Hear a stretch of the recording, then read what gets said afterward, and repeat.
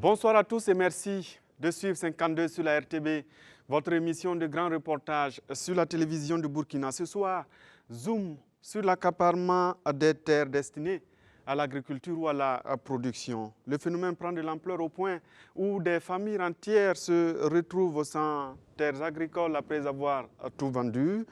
Dans le Ziro, dans la Sicile ou encore dans les hauts bassins, le phénomène reste le même.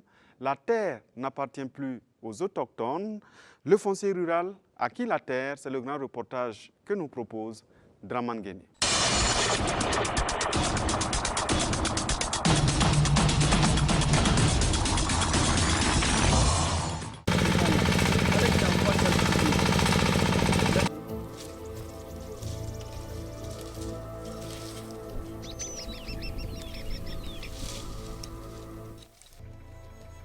S'appuie 100 km au sud de Ouagadougou, des terres fertiles à perte de vue. Ici dans le Ziro, comme dans la Sicile voisine, la grande partie des superficies est occupée par la forêt, de la verdure qui suscite bien de convoitises. Conséquence, la forêt dans son entièreté a perdu de sa virginité. Le cadastre privé a immatriculé chaque hectare avec la complicité des propriétaires terriens. Des richissimes hommes d'affaires, cachés derrière le terme agro-businessman, ont envahi l'espace. C'est l'accaparement des terres. La terre est en prison. Les agro-businessmen là, ils ont près de trois quarts des terres qu'ils occupent. Les trois quarts des terres qu'ils occupent. Parce que je vous dis, il y a des gens qui ont 300, qui ont 500 hectares. Si vous prenez la route à partir du pont de la Sicile, vous allez voir à gauche, à droite. Pourtant, c'est une forêt classée. À gauche, à droite, ce sont des grandes superficies où les gens ont 100, 200, 300 hectares.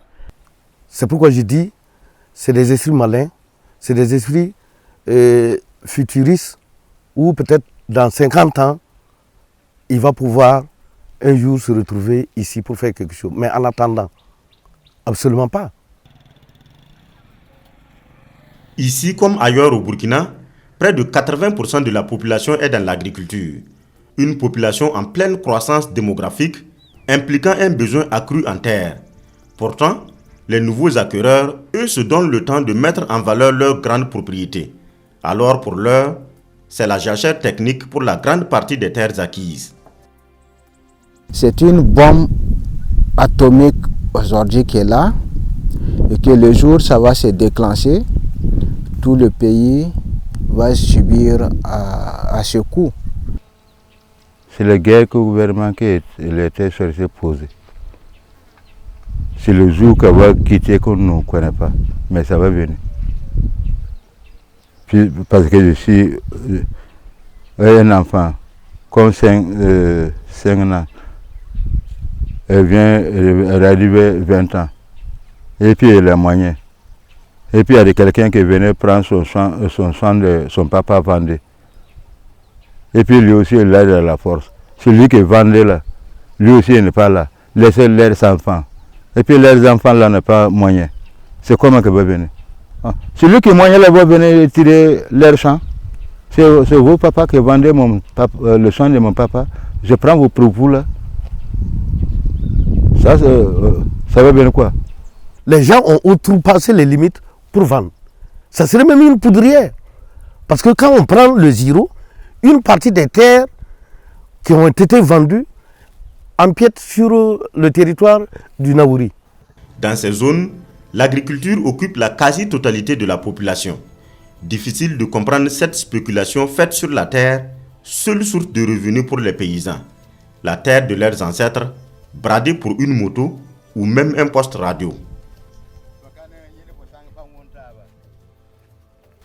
Il y a des corsaires au marché qui ne travaillent pas, elle est assise là-bas, on appelle, on vient, on la trouve. On rentre en brousse, flatter les gens avec un vieux moteur, avec le sopal, avec le passis, embrouiller le vieux là. Comme le vieux qui est en brousse, il connaît quoi? Non, je viens faire ça pour vous, je viens faire ça pour vous, vous prenez vos dons. Ça, ce n'est pas quelque chose qui a souhaité. Le gouvernement même connaît que les bagarres vont venir. C'est lui qui s'aimait ça, il va récolter ça. C'est le gouvernement qui a sémé ça, c'est le gouvernement qui va récolter ça. Les terres, effectivement, d'autres ont payé l'hectare à 15 000 francs. Parce que le pauvre paysan qui n'a jamais eu, par exemple, 100 000 francs dans ses mains, on vient lui tendre peut-être 1 million. Même si on va occuper tout son terrain, il est prêt parce qu'il croit que l'argent ne va plus finir. Nous, on les appelle les nouveaux acteurs. Ils sont venus prendre des terres. Ils ont vu à des prix vraiment dérisoires, soit avec des bicyclettes, soit avec des motos. Et ces terres-là sont aujourd'hui exploitées par ces nouveaux acteurs-là. Et les propriétaires terriens aujourd'hui sont à la dérive, comme on dit.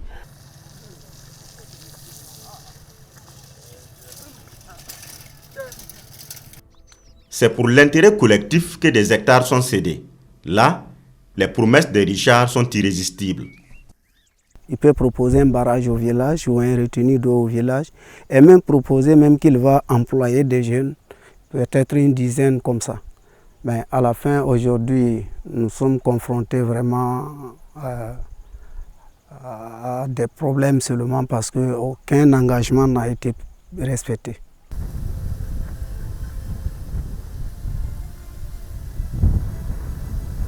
Tous les périmètres sont parcellés, plus de lopins de terre libre.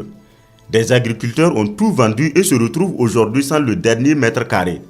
Ils deviennent en ce moment des employés sur leur propre terre. Tenez-vous tranquille. Aujourd'hui, vous allez trouver dans la partie sud des autochtones même qui vont repartir louer une partie des hectares avec ces soi-disant esprits malins contre soi-disant 10 sacs de maïs à l'hectare pour la fin de la récolte. Quand vous prenez toute cette partie, est jusqu'au sud, vous allez voir que certains autochtones qui ont la chance d'être ouvriers agricoles, il y en a qui passent tout leur temps à aller faire des contrats de jour en jour avec certains qui peut-être ont commencé avec des débuts et ça même, on appelle ça l'exploitation de l'homme par l'homme. Les gens sont obligés de louer l'hectare avec eux à 15 000 francs. Je pense qu'eux-mêmes, ils ne travaillent pas. Ils ont pris les terres pour faire le commerce. Et nous, étant conseillers, quand nous voulons parler, il dit qu'il a tous ses papiers et si tu fais, tu as affaire à la justice.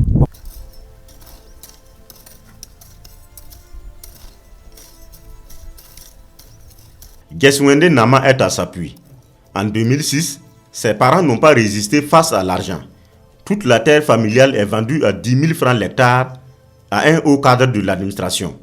Aujourd'hui, sur le même périmètre, il produit du sésame. Mais le champ a changé de main. Le propriétaire est devenu locataire. Il loue la terre à 15 000 francs l'hectare. Pour éviter tout risque, le nouveau propriétaire signe un bail annuel avec les locataires. Chaque année, il faut renégocier. Ton man zinga location ton sa wum ta ba yum la sa veke am yawde hectare fan tout ça temps la hectare temps la ko da la yum la sa likit mam yaw tout ça temps hectare fan et lor fore ton sa le wum ta pam po da am lebe do ko me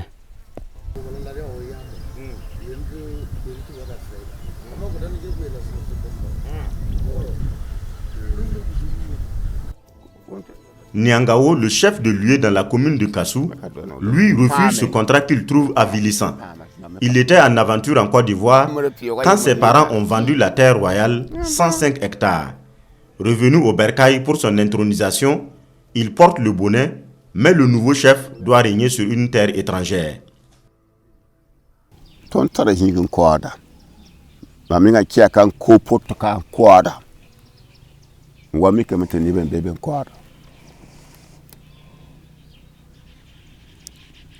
Mam ko ka man payi be kidga woto yi ka ncen kurvarin yawa be kidga wai jan furu pa ncen be wala mam da tar shin kan ko do wai ya pa man panya ba yi wai ti bam nan dawa ti yawa pi la boyaka itar ko ba la itar nu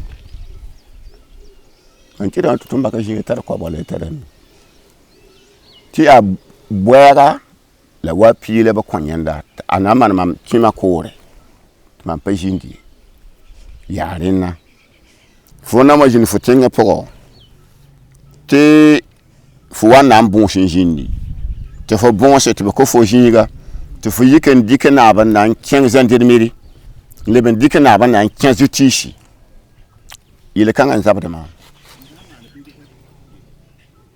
pas somme. Il se contente alors des alentours de son palais pour survivre. Voici le champ de la famille royale, moins de 700 mètres carrés. Le chef en veut à la justice qui a donné raison à l'acquéreur. Agneta la ligidwe man ka ligidwe. Pare que ligidwe tient gendarmerie. Le gendarme yele mete tenabi kabela. Que ti après dans une chose à mana fan là. Tu le mira jini tu bafui ni na ato sa mentu mam jini be dara we le ben yike be le ben dik mam kan ti tishu we mam na le ben di jini gan tum yasa fon ta ligden to ni yog ni baya mam patara we ba man yata mitu foni wa ya jiri le bam ndiyo bam pana sake en toshe shirawe hampa jini to fiele mitu fara mo te mam yele mitin nan ko to fili mam kenzi e gendarmerie le bin kenzi tishia tinga ngapanya min shola sinya min showa ya bidiki ya woto. Bama, nous sommes maintenant dans le Ouï, à 30 km au nord de Bobo Dioulasso. Siriki Sanou est de la commission foncière villageoise. Sa vie de paysan est entièrement consacrée à la gestion des conflits liés au foncier rural. Ici, la phase des ventes est longtemps dépassée. Actuellement, c'est l'étape de l'escroquerie et des doubles ventes. Une fois même, nous sommes allés pour faire une levée. C'est l'enfant qui avait vendu le terrain. Alors que son papa, lui-même, il est aveugle. Tout le sol est fini. Le jour que nous sommes pour aller faire la levée là, vraiment, il avait vendu 3 hectares. La partie qu'il avait vendue sans mesurer là, on a mesuré, ça faisait 2 et un peu. Celui qui a acheté, lui, il a décidé qu'on complète. Le vieux dit non que de compléter. Si on allait compléter, on allait arriver à sa maison. Moi, je dis non, j'ai dit cette levée là, moi, je ne fais pas ça. Je dis parce que ça là, c'est pas bon. Il y a une année de cela, j'ai souhaité acquérir un terrain dans le but de faire de l'élevage. Voilà, donc je suis d'abord passé par la belle famille. Et bon, on m'a présenté quelqu'un qui était censé en tout cas me trouver le terrain. Bon, après échange de contacts et quelques causeries, finalement on a trouvé un coin qui est à environ 10 km d'ici. Voilà. Bon, le site, je l'ai visité, il n'y avait rien dessus, c'était seulement de la broussaille et puis des arbres. Maintenant, après transaction, j'ai donné l'argent. Le monsieur, il a dit qu'il n'y a pas de problème, que le terrain lui appartient. J'ai fait mes démarches, je n'ai pas déposé les briques. J'ai fait venir tout le nécessaire pour la construction parce que je voulais mettre d'abord un gardien et puis déposer le matériel au fur et à mesure. Le jour où j'ai fait venir mon maçon, il y a un monsieur qui quitte je ne sais où, il vient dire que lui il est désolé, je ne peux pas construire parce que le terrain ne m'appartient pas. Il dit bon, si effectivement le terrain n'est pas à moi, il y a quelqu'un qui me l'a vendu. Je vais appeler ce dernier. Effectivement, je l'ai appelé. Bon, j'ai stoppé le travail, j'ai appelé le monsieur. Ils sont venus, ils ont discuté, ils sont allés dans un autre village, discuter. Finalement, il s'est trouvé que le terrain n'appartenait pas à celui qui m'a vendu. Bon, comment je vais faire? Je l'ai vu, je dis comme c'est devenu comme ça, est-ce qu'on ne peut pas trouver un compromis? Soit tu me rembourses ou bien tu me cherches un autre coin. Il dit non, ils vont trouver un autre coin. Bon, lui, sa famille, en tout cas, ils ont un large terrain qui n'est pas loin d'ici. Ils vont négocier en famille et puis je vais aller là-bas. 1 mois, 2 mois, 3 mois. À chaque fois que j'appelle le monsieur, c'est toujours la même histoire. On est en cours, on est en train de discuter en famille, Bon, j'ai décidé d'envoyer l'affaire à la gendarmerie. Là, la gendarmerie a pris les dispositions afin que je sois remboursé. Nous sommes cette fois à Karangasso-Vigué. La ville de Vigué est l'illustration parfaite de crise ouverte. Ici, le problème est de 2 ordres. Il existe entre autochtones et migrants agriculteurs et entre propriétaires terriens et agro-businessmen. Monsieur est là, il est venu demander les terres pour les donner Il est là en train de travailler. 20 ans, 15 ans, il est là. Vous lui donnez les conditions et puis il paye ce qu'il doit payer comme coutume. Maintenant, il est là dans son coin et puis c'est quelqu'un qui va... C'est un jour qu'il va avoir directement, il y a des gens qui sont en train de ramasser des briques ou soit il est en train de faire quelque chose dans son sang. Il demande pour peut-être dire que non, que lui, il est déjà venu des coins avec quelqu'un. Un monsieur qui était là dans son sang, il n'a pas de problème avec son autochtone. Après ça, il a appelé le monsieur pour lui dire qu'il doit laisser le coin. Il est demandé. Il dit que non, que c'est parce qu'ils n'ont pas dans le même parti. Comme lui, le parti politique, lui, se trouve, tant que c'est du village, les migrants, lui, il n'est pas dans son parti, c'est à cause de ça que lui voulait retirer. Il y a des gens, même souvent, là, même, ils ont pris la fusil. Un jour, c'était compliqué ici. Gendarmerie, la préfecture, la mairie, nous tous, on s'est trouvés sur le terrain pour qu'on puisse trouver la solution. La crise est là, les propriétaires terriens veulent revenir sur leurs erreurs ou du moins sur les erreurs des parents. Des dossiers sont donc pendants en justice et chez les chefs de terre. La semaine passée, on a eu à se rencontrer pour discuter effectivement de ces problèmes-là. Mais maintenant, comme je vous ai dit, les gens dans leur pauvreté, ils pensent que c'est en vendant ces terres-là qu'ils vont devenir riches. Pourtant, ils sont en train d'empirer leur situation. Nina ni sesan la wan ndiga la nini ne son wete beramo ndatta mati song mantuma pam bamramba isina song mambi song mam hikan si yete mamramo ni jinga isina song mam am tun pamare ni ne ta ram la parai tango jikanga quand attention, on paye la météo, on va dire que tu as un coach. Nam Datalina.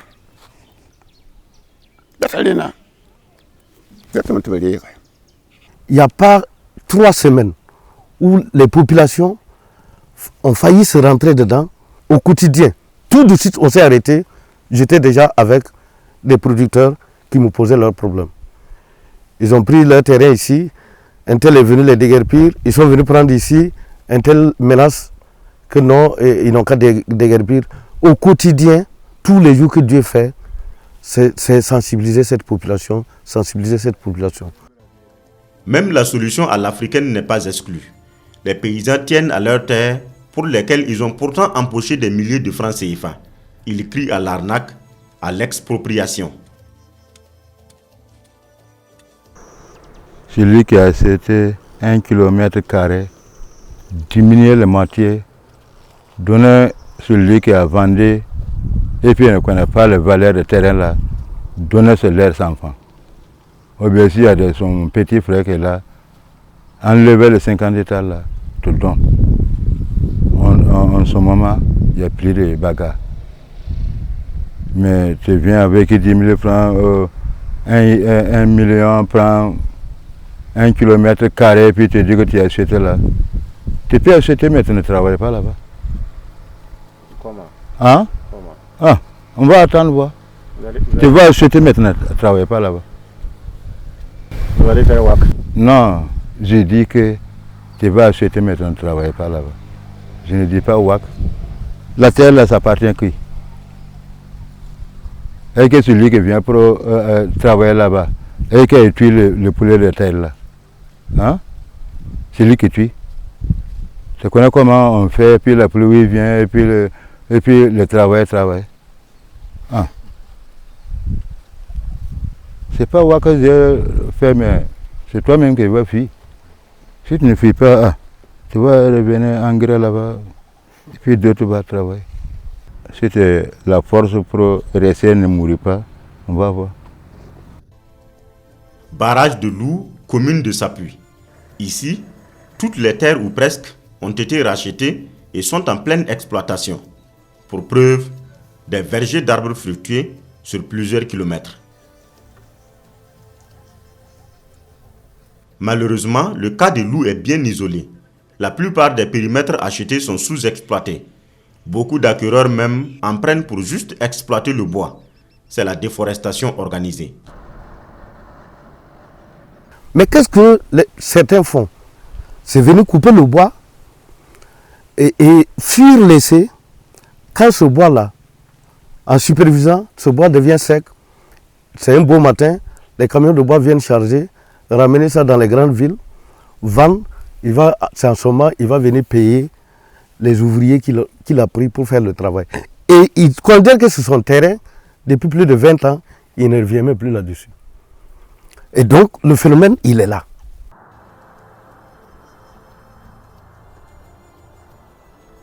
Et que tu achètes ça 10 000 francs et puis tu dis que tu as acheté. Le bois qui est là-bas, là. Il faut enlever ça, c'est combien de camions que tu vas sortir. Ça, le gouvernement, tous les problèmes là venaient avec le gouvernement. Ce n'est pas le peuple. Avant qu'on nous en est là, on connaît que quelqu'un vient avec le koala, donner quelqu'un, chercher quelqu'un, et puis il va partir au chef, dit que il y a quelqu'un qui veut venir pour demander la terre, pour cultiver, à manger. Mais ce n'est plus de ça. Face à cet esprit malin, les propriétaires terriens décident de revaloriser les terres. Ceux qui avaient bradé l'hectare à moins de 25 000 francs CFA procèdent aujourd'hui à la revente du même terrain à d'autres clients à plus de 250 000 francs l'hectare. La revente se fait sans souci aux plus offrants. C'est le cas ici à Kassou, où on assiste à la triple vente. Ces marques sur les arbres signalent une vente récente. Pourtant, le même terrain a déjà été vendu à 2 personnes, en témoigne ce double bornage. Chaque acquéreur fait fi de l'autre, la crise a changé de camp. Elle est maintenant entre acheteurs, mais nous n'aurons aucun d'entre eux pour témoignage. Ça, c'est une double vente.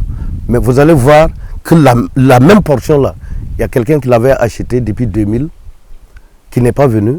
Lui-même, il est assis peut-être à Ouara, il n'est pas au courant qu'on a revendu à 2 personnes le même terrain qu'on l'avait vendu. Et donc, à l'avenir, quand ça va s'éclater, non seulement la population autochtone, ils vont se rentrer dedans, les acheteurs, avec cette population autochtone, ils vont se rentrer dedans. Les migrants qui sont venus à la recherche de quoi vivre, ils vont se rentrer dedans. Avec les migrants qui viennent, c'est déjà un problème. Maintenant, en plus de ça, les agro-businessmen qui viennent, qui rachètent les terres, ça c'est un double problème. Et c'est ça qui va causer un problème parce qu'on se trouve des fois à un terrain qui est vendu 2 ou 3 fois à des personnes différentes. Et cela, ça va créer un autre problème. Il y a des gens qui ont acheté depuis sa date. Ils ne sont pas venus. Peut-être que c'était des fonctionnaires, on les a affectés quelque part. Vous allez aller voir le terrain, on se dit, en tout cas personne n'a jamais travaillé ici. Et si l'autochtone dit que c'est pour lui, on ne peut pas nier. Donc c'est pour lui. Il y a des enfants qui savent que c'était déjà vendu, mais ils le revendent quand même.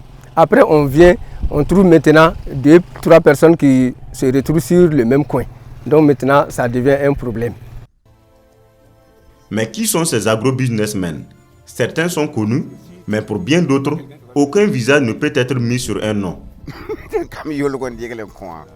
On a tenté de mettre un répertoire à jour de toutes ces personnes qui ont pris de grosses superficies ici pour voir comment est-ce que, ensemble, autour d'une assemblée, comment est-ce qu'on peut prévoir des réserves pour la génération qui va venir d'ici 50 ans. Mais vous allez avoir ça où? Quand ils arrivent, pour peu qu'ils ont fait saouler nos parents, ils ne se rappellent même plus du nom. C'est tel monsieur-là, soit on te dit c'est tel DG, c'est tel ministre, c'est tel secrétaire général, passe-t-il par là, opérateur économique.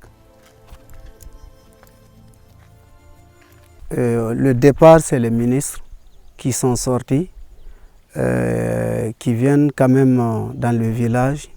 Ils cherchent les leaders, ils causent avec eux. S'ils ont pu attraper un jeune, ils lui proposent quelque chose.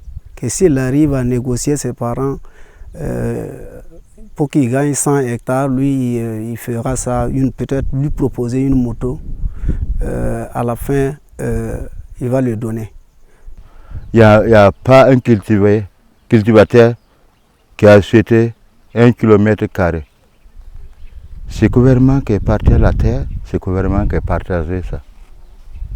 Ce n'est pas quelque chose qui a vendu. Pour certains, la loi 034 portant régime foncier rural porterait en elle-même le germe de l'accaparement des terres. Pour ce qui est de la crise entre autochtones et migrants, c'est bien la disposition qui accorde la propriété de la terre à celui qui l'exploite sur 30 ans consécutifs qui est pointée du doigt. Quand c'était la RAF, les terres appartenaient à l'État. Avec la loi 034, c'est une cogestion. Et avec cette cogestion, on voit un peu les limites. Je pense qu'il est temps que véritablement, en toute responsabilité, le gouvernement revienne. Quelqu'un qui est muni d'un document d'exploitation, il y a des délais pour le mettre en valeur. Si ce n'est pas mis en valeur, on doit pouvoir dire, monsieur, arrêtez, et on te retire pur et simplement le permis d'exploitation. À l'endroit de nos dirigeants, je veux leur dire de tout faire pour prendre le problème de terre en main, pour essayer d'éviter le chaos. Parce que la terre, là, je dis chaque fois, la terre est la plus vieille. Nous sommes nés trouver la terre. Et si on n'y prend pas garde, on laisse les gens spéculer sur cette terre, je crois qu'en fin de compte, au lieu d'arranger, ça sera tard. Donc je demande aux dirigeants de trouver, en tout cas, même il faut qu'on revoie la réforme agraire. Il faut revoir parce que pour que ça puisse, en tout cas, arranger, en tout cas les propriétaires terriens, arranger ceux qui vont pouvoir demander la terre. Entre propriétaires terriens, migrants et agro-businessmen, la crise est imminente. La situation commande l'urgence. Il faut des solutions pour désamorcer la bombe. Sinon, au lieu d'une révolution agraire, on va plutôt assister à une révolution des agriculteurs.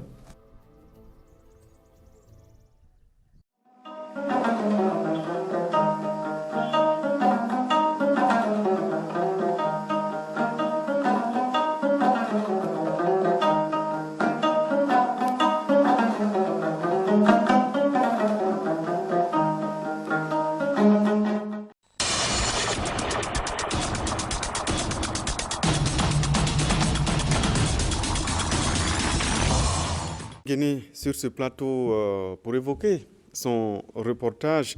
Draman Guéné, bonsoir. Bonsoir Simon Bongo. Merci d'avoir signé ce reportage pour nous. Vous êtes allé dans la Sicile, dans le Ziro, vous êtes allé dans le Haut-Bassin. Vous avez fait le tour pour justement produire ce reportage-là. D'abord, d'où vous est venue l'idée de ce reportage? Alors, merci bien. Alors, il faut dire que les faits remontent à mai 2018. Mai 2018, après la conférence de rédaction, j'étais assis dans la salle de conférence. Il y a un vieux qui est venu, un monsieur un peu âgé. Donc, le vigile l'a introduit en salle de conférence et c'est moi qui l'ai trouvé. Il expliquait son problème, il venait de la Côte d'Ivoire et que les champs qu'il avait là, il est revenu voir que c'est d'autres acteurs qui sont sur le champ et qu'il tente par tous les moyens de récupérer son champ, il n'arrivait pas. Donc, il a expliqué comme ça pour qu'on vienne faire un reportage. Je l'ai conduit chez le rédacteur en chef. On a essayé de comprendre, mais c'était un peu compliqué. Lui, il est du Boulgou, de la province du Boulgou. Son problème est peut-être beaucoup plus un problème, je ne sais pas, communautaire. Donc, on ne s'est pas trop intéressé à ça. Et c'est ça qui m'a amené à remonter les recherches.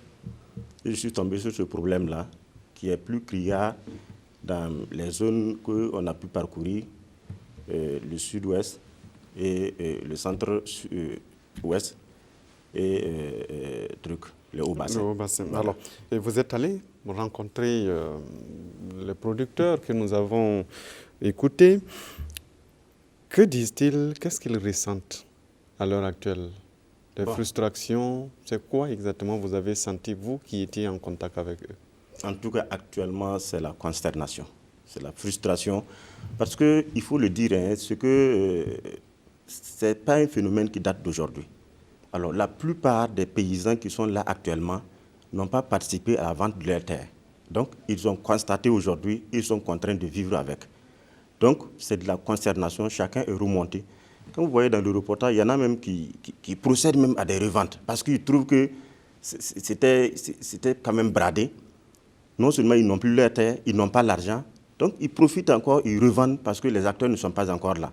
Donc franchement, actuellement là-bas, les gens sont remontés. Et, franchement, dans le reportage, chaque individu qu'on interviewait, il parlait de bombes.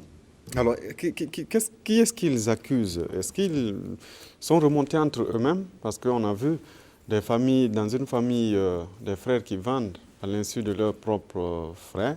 Ou bien est-ce qu'ils pointent du doigt peut-être la législation ou l'État? Bon, il y a les deux cas. Le premier cas, ça divise les familles parce que si tu n'es pas là au moment de la vente, on vend ta partie et tu reviens, tu n'as pas de terre. Il y a ce premier cas-là qui est là. Mais l'autre cas aussi, c'est de l'administration que les gens accusent. Pour eux, c'est l'administration qui a permis cette spéculation-là. D'autant que quand on fouille dans le répertoire de ceux qui ont pris les terres, c'est des hauts gradés de l'administration. Donc, des hauts cadres. Voilà, des hauts cadres de l'administration. Quand ils ne viennent pas en tant qu'individus, mais ils viennent avec leur titre de haut cadre. Donc, ça fait que les gens trouvent que c'est à l'administration qu'ils ont vendu, mais pas à l'individu. Donc c'est justement ça qui pose le problème aujourd'hui. Partout, on s'en prend à l'État. Mais bon. Est-ce que ce que vous avez constaté se limite aux zones que vous avez parcourues ou bien vous avez l'impression que l'ampleur est encore plus grande? Non, j'allais dire que c'est national. C'est peut-être les zones les plus touchées qu'on a pu avoir. Sinon, c'est un problème national qui touche partout. Quand j'ai dit le déclic même, c'était un cas du Boulgour. Donc c'est un problème national, ce n'est pas la zone là seulement. Merci à vous, Dramane Guéni, d'être venu répondre à nos questions. Et merci pour le reportage. Vivement un autre reportage pour 52 sur la RTV dans les mois à venir. Merci bien. Merci.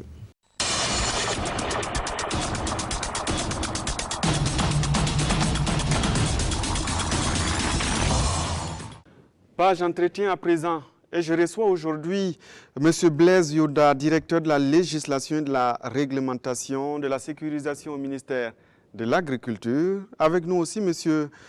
Saïdou Koudougou. Il est le secrétaire exécutif du GRAF, le groupe de recherche et d'action sur le foncier. Bonsoir monsieur. Bonsoir. Et merci d'avoir répondu à notre invitation. Grâce à vous, donc, on va décrypter ce reportage que nous venons de voir. Mais d'abord, la question s'adresse à vous deux. Est-ce que ce que nous constatons à travers ce reportage, c'est ce que vous, qui êtes sur le terrain, constatez aussi au quotidien? D'abord, M. Yoda. Ce qu'on a constaté, c'est la réalité sur le terrain. Malheureusement, je confirme, au Burkina Faso, il y a ce phénomène d'accaparement des terres qui a débuté depuis un certain nombre d'années. Et justement, que le gouvernement est au courant de cette question. Et il y a des mesures qui ont été prises pour pouvoir affronter ce phénomène. On reviendra bien sûr. On va revenir sur les mesures, mais M. Koudougou. Oui, effectivement, je suis, et peut-être au regret de le dire, mais c'est bel et bien la réalité. Et nous avions déjà conduit une étude d'évaluation que nous avions appelée bilan de l'agrobusiness, et 10 ans après, que nous avions conduit en 2010. Et c'est le même constat que nous avions fait à l'époque. Et dans le reportage que nous avons regardé tout à l'heure, nous avons vu qu'au lieu que le phénomène régresse, il est même en train de prendre plus de l'ampleur. Et donc, je confirme également que c'est malheureusement une triste réalité que nous constatons. Pour avoir fait l'étude, quelle est l'ampleur sur le terrain? Alors, l'ampleur en 2010 déjà, nous avions constaté que pour ce qui est des terres qui sont prises à des fins agricoles ou à des fins de production d'agrocarburants, on était à plus de 240 000 hectares sur l'ensemble du territoire. À cela, si on ajoute les acquisitions foncières à des fins de production minière, nous en sommes à plus de 5 240 000 hectares. Alors, ça c'était déjà en 2010. Et évidemment que nous n'avons pas pu actualiser nos chiffres jusqu'ici, ce qui pourrait laisser croire que c'est beaucoup plus important que ce que nous avions constaté à l'époque, 8 ans après. Mais est-ce qu'il faut parler dans ces situations-là d'accaparement de terres? Vous venez de dire tout à l'heure, mais expliquez-nous un peu. Oui, merci. C'est bel et bien de l'accaparement des terres. C'est bel et bien de l'accaparement. C'est vrai que quand on fait un tour dans les textes juridiques au Burkina, il n'y a pas une définition officielle de l'accaparement des terres, mais en faisant une lecture croisée du phénomène, l'accaparement des terres, c'est toute acquisition controversée de terres pouvant être des grandes superficies, sont généralement des grandes superficies, et au mépris des populations locales, et aussi au mépris des textes et des conditions de mise en valeur. Voilà un peu comment on définit de façon globale l'accaparement des terres. Donc, justement, c'est de l'accaparement des terres. Alors, vous parlez de mépris des populations locales, mais est-ce que dans notre contexte, ce que nous constatons, est-ce qu'on peut parler de mépris des populations quand, bien souvent, ce sont les populations même qui vendent ces terres-là, qui vont chercher les acquéreurs?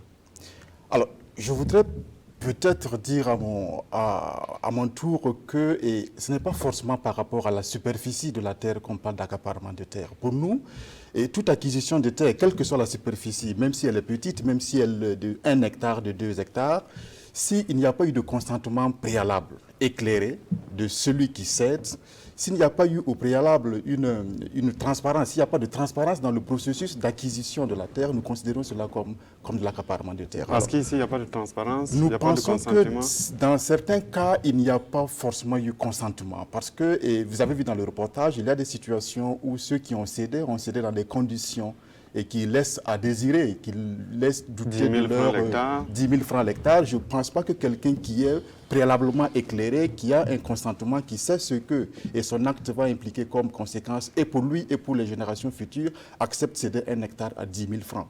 Alors, dans ces conditions, nous pensons qu'il y a bel et bien mépris, comme dit le directeur, parce que c'est vrai, ce sont les populations elles-mêmes qui cèdent, mais vous avez vu dans le reportage, il a été clairement expliqué que pour quelqu'un qui n'a jamais tenu 1 million de francs dans ses mains, qui n'a jamais tenu 50 000 francs, 100 000 francs dans ses mains, à qui on vient proposer 1 million de francs CFA d'un tenant pour lui prendre ses terres, il est clair que la tentation elle est forte, même pour ceux qui parlent souvent l'argent, et ce n'est pas aisé, encore moins pour ceux qui ont souvent des problèmes d'argent. Alors donc, les populations ne sont pas toujours suffisamment informées, ne sont pas toujours suffisamment sensibilisées sur les conséquences des actes qu'ils posent. Alors, par contre, ceux qui sont en face sont bel et bien informés de ce qu'ils font et savent pourquoi ils le font. Donc, de ce point de vue, nous pensons qu'il y a évidemment méprise, même si vous voulez, des populations. Vous avez dit mépris des textes aussi? Oui, parce que, laissez-moi d'abord, si vous le permettez, dire que l'accaparement des terres, c'est malheureusement un phénomène mondial. Et les derniers chiffres publiés par la Banque mondiale en 2017 font état de 200 millions d'hectares accaparés à travers le monde, dont les 2 tiers sont en Afrique subsaharienne. Donc ça montre que le phénomène est énorme. Et justement, si vous voulez, 40% de ces terres accaparées, c'est pour l'agriculture alimentaire, et 20% pour les agrocarburants, 20% aussi pour l'agriculture commerciale. Donc les autres, c'est pour l'écotourisme et la foresterie, etc. Donc le phénomène est mondial et il peut être interne comme externe. Au Burkina Faso, c'est essentiellement interne. C'est des Burkinabés qui battent acquérir des grandes superficies et dans certaines localités et justement, souvent, au mépris des textes. Pourquoi je dis ça? Si on fait un tour rapide de l'ensemble des terres accaparées au Burkina Faso, on verra que la grande majorité, l'écrasante majorité des terres accaparées, je dirais même plus de 90%, n'ont pas suivi les procédures, comme dirait mon ami le secrétaire exécutif du GRAF, n'ont pas suivi les procédures légales en la matière. Et c'est une poudrière qui est là. Parce que l'acquéreur, il pense qu'il a sa terre. Les populations, juridiquement, il n'est pas dans les conditions pour se réclamer la propriété de la terre, parce qu'il n'a aucun acte administratif foncier qui lui confère justement la jouissance sur la propriété de cette terre. Il n'a qu'un document, acte de cession ou PV des palabres. Ce n'est pas des actes fonciers, c'est des pièces dans le dossier pour avoir un acte foncier. Et justement, c'est une poudrière aujourd'hui parce qu'il se croit propriétaire terrien, alors que juridiquement, il n'est pas encore. Donc c'est pour cela que j'ai dit au mépris des textes. Alors, voilà.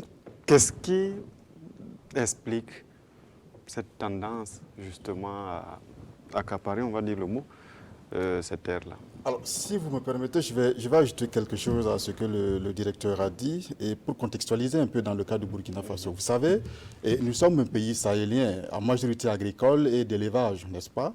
Alors, si vous faites le ratio entre la population agricole et la superficie de terre arable au Burkina Faso, vous verrez qu'un individu ne peut bénéficier que d'environ 0,6 hectares Voyez-vous que dans ces conditions, et si quelqu'un à lui seul a 100 hectares, c'est énorme. C'est-à-dire c'est pour comparer un peu aux autres pays d'Afrique subsaharienne. Si vous prenez, je me permets de faire la comparaison, avec le Congo, par exemple, le Congo démocratique, merci.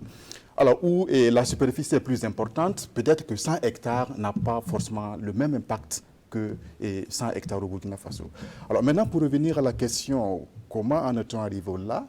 Je pense qu'il y a trois causes fondamentales qui peuvent être données.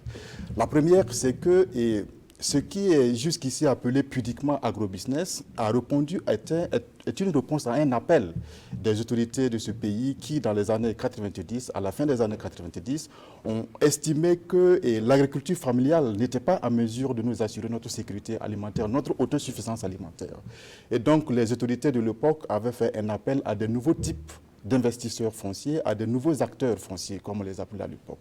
Et donc, eux-mêmes, comme pour donner l'exemple, se sont mis à prendre des grandes superficies à des fins de production, donc ce qui a eu comme un effet d'entraînement, donc qui a suscité cette ruée vers les terres rurales. Alors, la deuxième cause à notre niveau, c'est que, vous savez, la loi à l'époque, la RAF à l'époque, n'était pas suffisamment appliquée en milieu rural. Vous savez, c'est cette loi-là qui devait permettre justement la gestion et des terres rurales et des terres urbaines. Malheureusement, pour ce qui est des terres rurales, l'application n'a pas été suffisamment faite.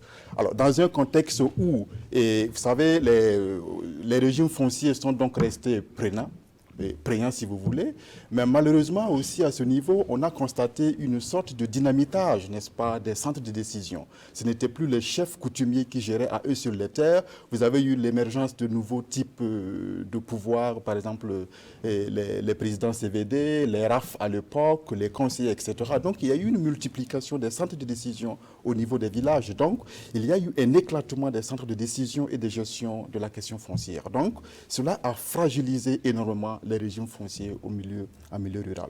Et la troisième raison, vous savez, nous sommes, comme l'a d'ailleurs rappelé le directeur, nous sommes dans un monde globalisé où évidemment, de par le monde, il y a aujourd'hui un besoin croissant de production pour mieux nourrir, dit-on, la terre. Donc il y a l'ensemble de ces raisons-là qui expliquent qu'aujourd'hui, nous en soyons aujourd'hui à ces accaparements de terre de notre pays. Carrément, la terre est devenue aujourd'hui un bien économique. C'est ça, c'est ça.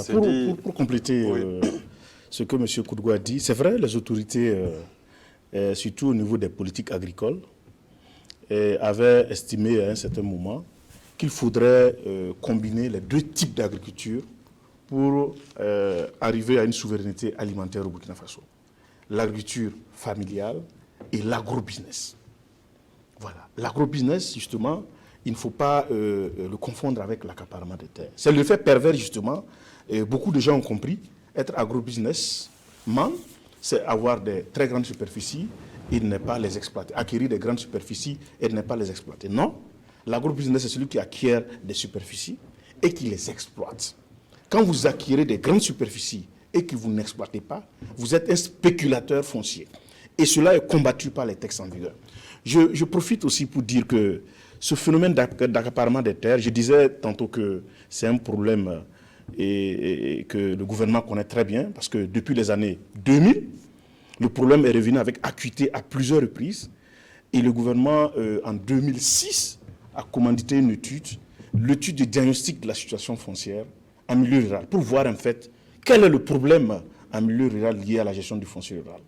Et le rapport a été produit, mais c'est le rapport de diagnostic de la situation de sécurisation foncière en milieu rural, qui a été produit en 2006 par le gouvernement. Et dans ce rapport, justement, le phénomène d'accaparement des terres est ressorti. Il fallait trouver une solution. Et combiné au fait que les paysans avaient aussi soulevé le problème. Vous savez que chaque année, il y a un cadre d'échange entre les paysans et le chef de l'État, qu'on appelle la Journée nationale du paysan. Et les paysans faisaient sortir à chaque année qu'il y a ce besoin-là de sécuriser les terres pour une production agricole harmonieuse. Donc, ces deux phénomènes combinés ont envoyé le gouvernement avec plusieurs raisons. Et Koudgou l'a dit, la loi ARAF, qui était la loi qui devait gérer les terres, n'était pas appliquée en milieu rural. Et tous ces phénomènes-là ont envoyé le gouvernement à adopté une politique en 2007, la politique nationale de sécurisation foncière. Alors, Monsieur Youda, avant de rentrer dans ce qui est fait pour résoudre le problème, je voudrais que vous répondiez peut-être à cette question. Que vaut une telle propriété? Lorsque vous allez vous rencontrer des paysans, vous leur proposez de l'argent, vous prenez leur terre. Qu'est-ce que ça vaut exactement? Merci. Il faut dire que concernant les spéculateurs fonciers, ceux qui sont accaparés les terres, nous on les appelle les spéculateurs fonciers. Concernant ces spéculateurs fonciers, il y a plusieurs types, plusieurs catégories. Il y a des gens qui sont allés vers les paysans, qui ont négocié, disons, normalement les terres de façon sincère et qui ont suivi les procédures légales pour pouvoir sécuriser les terres en leur nom et qui ont dit la vérité aux paysans. J'ai besoin de terres, je veux produire, etc. Et voilà, si vous me cédez cette terre, je fais les papiers et c'est à mon nom et voilà. Mais il y a aussi une catégorie, c'est malheureusement la plus grande catégorie, qui ne disent pas forcément la vérité aux paysans. Je veux une terre et souvent ils passent par les natifs de la localité. Voilà, ils passent par les natifs de la localité où il y a des gens même qui viennent en intimidation. Je suis ce haut placé, je suis cette personne qui a cette puissance de décision, donc je veux la terre, il n'y a pas de débat, les paysans donnent. Mais il ne faut pas oublier aussi que les paysans eux-mêmes sont complets souvent. Absolument. Parce qu'on fustige les spéculateurs, mais les paysans, à un certain moment, quand l'autre vend, il s'achète une moto, l'autre aussi veut vendre pour acheter une moto, et ça crée une situation de désordre au niveau de ces zones touchées par l'accaparement des terres. Monsieur Kodougou. Alors, pour nous, vous savez, la propriété foncière est consacrée au Burkina Faso par un acte type, qui est le titre foncier. Et à cela, il faut peut-être ajouter les titres de jouissance permanents, n'est-ce pas, que constitue par exemple l'attestation de possession foncière. Donc pour nous, toute acquisition foncière qui n'est pas sanctionnée par ce document juridique et reconnu et voilà, pour nous ce n'est pas, on ne peut pas parler de propriété foncière. Ça peut prendre des formes ou des appellations différentes, mais pour nous, tant que une possession n'est pas sanctionnée par cet acte administratif là, il n'y a pas raison de qualifier cela de propriété. Alors, ce que je voudrais également ajouter, c'est que je suis d'accord que nous ne sommes pas nous aussi contre l'agrobusiness. Non, nous pensons même que c'est une chose telle que ça avait été imaginé, ça aurait été bien, mais nous pensons qu'il y a peut-être eu une erreur ou une faute d'orientation. Pour nous, si les agro-businessmen avaient été orientés en amont de la production ou en aval de la production, nous pensions que on ne serait peut-être pas à l'abri des accaparements de terre, mais on n'en serait peut-être pas là. Parce que pour nous, l'agro-business, c'est quoi? L'agro-businessman, c'est celui qui intervient en amont de la production, en apportant par exemple le matériel de production, les intrants pour la production. C'est également celui qui intervient dans la transformation de la production. C'est également celui qui vient finalement dans la commercialisation. Mais que des gens qu'ils veuillent bien produire, oui, mais que des gens s'accaparent des terres, prennent des grandes superficies pour produire et ne le fassent pas en plus, c'est ce qui fait le gros problème pour le cas spécifique. Maintenant, que faire? Que doit faire le gouvernement et quelles solutions trouver? Oui, j'avais commencé, merci. Et je disais que ce phénomène avait été porté devant les autorités. Et en 2006, il y a eu une étude qui a montré un peu l'ampleur de la situation, complétée aussi avec les études que la société civile a eu à faire, parce qu'on travaille en tandem gouvernement, société civile sur cette question foncière. Et ensuite, il y a eu la politique. Cette étude qui a montré vraiment, qui a mis en nu les véritables problèmes fonciers au niveau rural, a permis d'élaborer une politique nationale de sécurisation foncière au milieu rural. Donc, je rectifie parce que j'ai vu dans l'émission vraiment des contre-vérités. Je vais dire des contre-vérités en disant que la réforme foncière en milieu rural engagée par le gouvernement, qui est matérialisée par l'adoption de la politique en 2007, et la loi 034 portant un régime foncier en 2009, est source d'accaparement des terres. Je le dis maintenant, et devant votre plateau, je profite de l'occasion pour dire que ce n'est pas vrai. Parce que la politique et la loi 034 portant un régime foncier rural sont venues en réponse à ces problèmes fonciers en milieu rural, dont l'accaparement des terres. Donc c'est une situation qui est venue pour renforcer la possession, la propriété des paysans sur les terres, en favorisant la délivrance d'un acte administratif. Pour le paysan. Pour le paysan, pour les coutumiers, ceux qui ont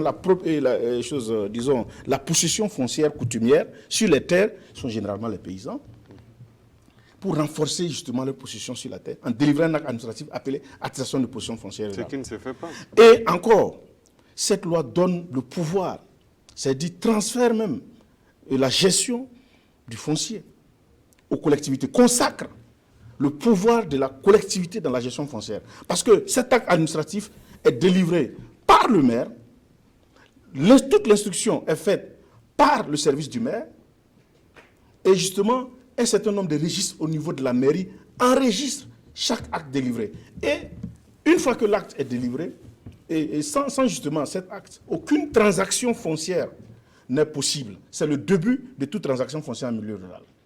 Donc ça renforce vraiment le pouvoir des coutumiers et des paysans sur les terres, ça consacre le pouvoir des collectivités sur les terres, et comme je le dis, c'est une réponse justement à tous les problèmes fonciers en milieu rural conjoint. Je défie quiconque, parce qu'on a l'habitude de dire que ça favorise les transactions. Toutes les transactions, tous les accaparements des terres qui ont été faits entre les années 2000, la majorité, entre les années 2000 et 2008, alors que la loi est adoptée en 2009. La majorité des accaparements des terres. Donc la loi est venue comme une réponse à cet accaparement des terres-là. Et justement, qu'est-ce qui est fait avec cet arsenal juridique qui est là maintenant pour renforcer les droits des paysans sur les terres? Il y a eu des expériences de son application qui ont été très productives. Je reviendrai là-dessus. Malheureusement, on est à la fin de l'émission, donc à vous rapidement. Oui, je pense que ce qu'il faut faire, c'est d'appliquer la loi 034/2009, comme l'a dit le directeur. C'est cette loi-là qui doit régir la gestion du foncier en milieu rural. Ça, c'est un. Et deuxièmement, vous savez, tous ceux qui ont pris des grandes superficies ou des petites superficies, sans pour autant respecter les procédures, se prévalent des PV, des procès-verbaux de palabre. Alors, nous disons ici que, dans la plupart des cas, d'abord, le PV, ce n'est pas un acte administratif qui consacre une propriété. Non, c'est une pièce qui doit être au début du démarrage du processus. Donc, ça ne peut pas constituer aujourd'hui un acte de propriété pour ceux qui en détiennent. Ça, c'est un. Et deuxièmement, la signature de ces PV-là n'a pas toujours été dans les règles de l'art qui avaient été prévues, parce que la loi, la RAF, à l'époque, avait défini la procédure de signature de ces PV-là. Malheureusement, ceux qui en sont détenteurs ne sont pas tous ceux qui ont respecté cette procédure-là. Et nous disons que, pour répondre à la question de comment faut-il faire aujourd'hui, étant donné que la loi, dit d'ailleurs, la loi 034/2009, ne reconnaît plus les PV, sauf ceux qui ont été signés avant l'adoption de cette loi-là. Mais nous, au niveau de la société civile, nous disons, il faut d'ailleurs auditer les PV qui ont été signés avant l'adoption de cette loi-là. Ça, c'est un. Et deuxièmement, tous ceux qui n'auraient pas respecté la procédure en la matière devraient subir les sanctions que la loi avait prévues à l'époque. Et que la loi prévoit encore d'ailleurs. Et dans les cas où les gens n'ont pas respecté, il faut peut-être procéder purement et simplement au retrait de ces terres-là, ou alors trouver une formule qui permette que ces terres soient véritablement utilisées à des fins de production. Ensuite, nous avons constaté sur le terrain qu'il y a des actes qui circulent, qui ne sont pas reconnus par les textes. On parle par exemple des actes de cession à l'amiable. Nous n'avons pas connaissance d'une loi qui consacre l'existence de cette pièce-là, de ce document administratif qui circule sur le terrain et qui favorise justement les acquisitions et les accaparements de terres. Donc nous pensons qu'à ce niveau aussi, il y a nécessité pour les directions, les services de l'État qui sont en charge de l'application de la loi, d'harmoniser leur façon de travailler sur le terrain et d'éviter d'avoir des actes contraires même, ça je me permets de le dire, des actes qui ne sont pas toujours consacrés par les lois, mais qui, pour des procédures internes à des administrations, sont utilisés sur le terrain et donc laissent des failles pour des cas d'accaparement de terre. Nos 20 minutes donc, sont malheureusement en 30 secondes. Oui, sur ce point, au niveau du ministère de l'Agriculture, au niveau de la Direction générale du foncier, nous sommes vraiment en phase avec la société civile que la loi 034 portant régime foncier rural répond aux aspirations réelles. Maintenant, il faut l'appliquer. Nous sommes d'accord avec vous. Et justement, voilà, il faut l'appliquer et nous sommes en train de l'appliquer justement. Merci. Monsieur Blaise Yoda, vous êtes directeur de la législation, de la réglementation et de la sécurisation foncière au ministère de l'Agriculture. Merci à monsieur Sédou Koudougou. Vous êtes secrétaire exécutif du groupe de recherche et d'action sur le foncier, GRAF. Vous êtes aussi venu nous parler donc de cette situation d'accaparement des terres en milieu rural. Merci à vous qui nous avez suivis. Bonne suite des programmes sur la RTB.